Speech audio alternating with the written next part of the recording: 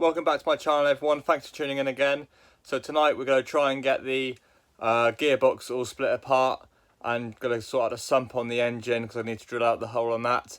And there's a few other odd jobs I want to get done, like sort out the front bit of tubing for the new bit of roll cage.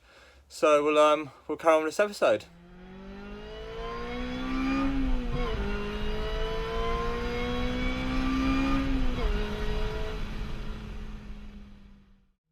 So like I said, guys, I'm going to try and get the gearbox apart today. Got obviously the limited slip diff to put on there.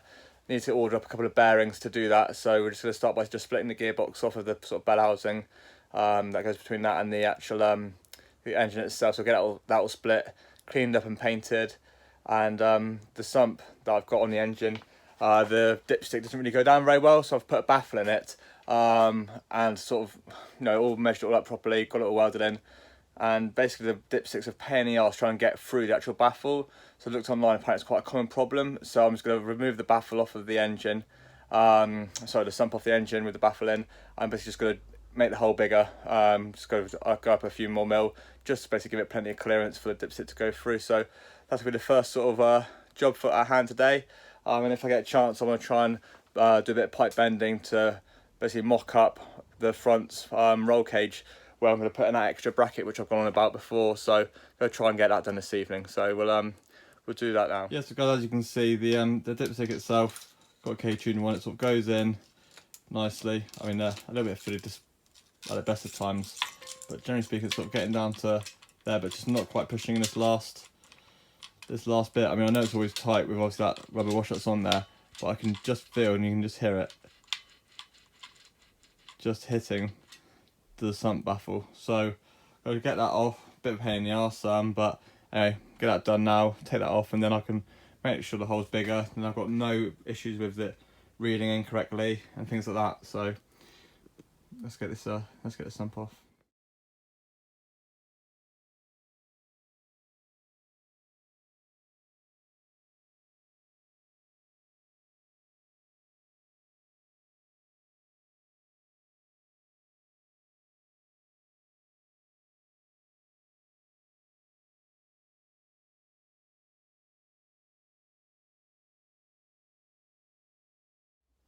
Right, so that's all the bolts off now. It's just a case of just trying to pry the sump off. I put the chair underneath just so when it does suddenly drop off, it's not going to knacker off all the paint. So I'm just going to try and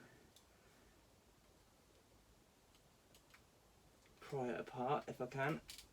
I think I used plenty of Honda Bond because I didn't want it leaking, and I didn't really have any thoughts that I was going to have to be splitting it again. But it is coming slowly.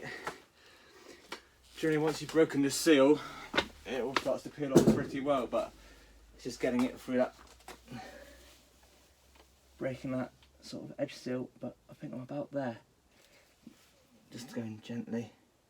Hopefully, there he goes.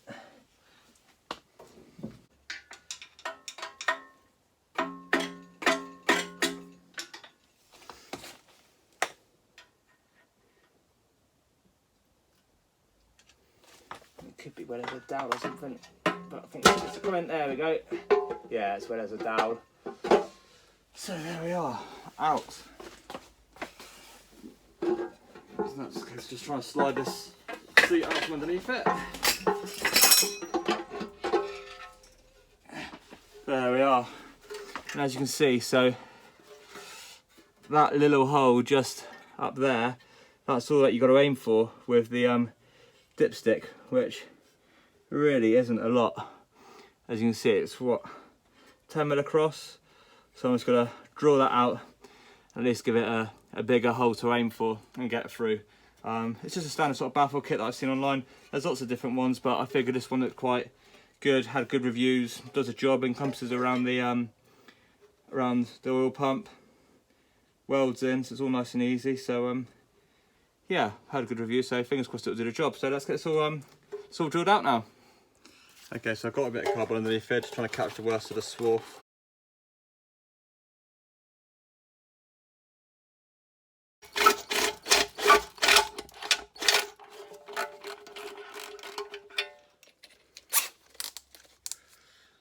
I should catch the worst of it anyway, but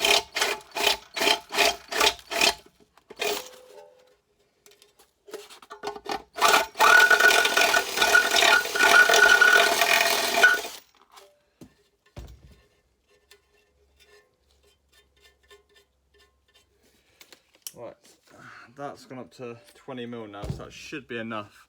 So let's just get it back on and just have a little feel of how the dipstick goes in. I'm going to try something a bit different now. I'm going to actually put my phone inside the sump of the engine. Probably where no phone's ever gone before, maybe.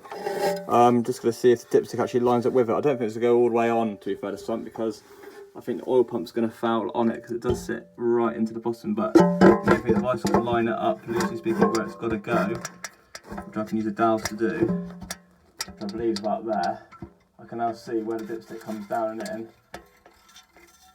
And if it's going to cleanly go into the hole or not, and hopefully, do it a few times and see. That's about as far as I can get it to go. But hopefully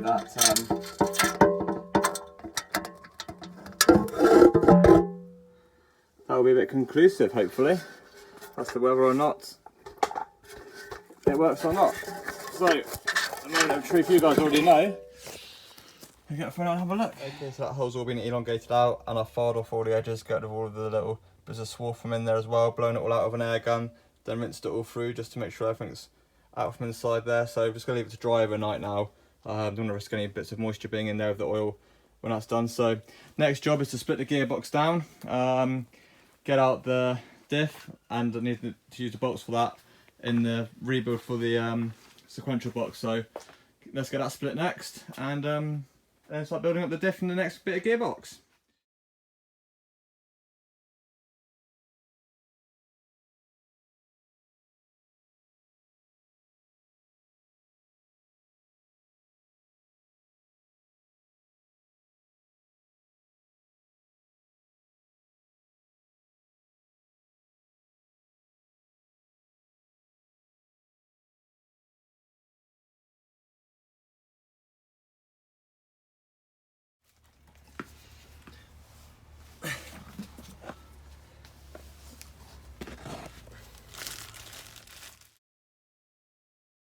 Okay, so the diff's all built up now. You can see it's all straight cut, obviously, being a sequential box. So they're all on there, cleaned up all the bolts, torqued them all up, X'd all of the heads on to make sure I know that they're all torqued up.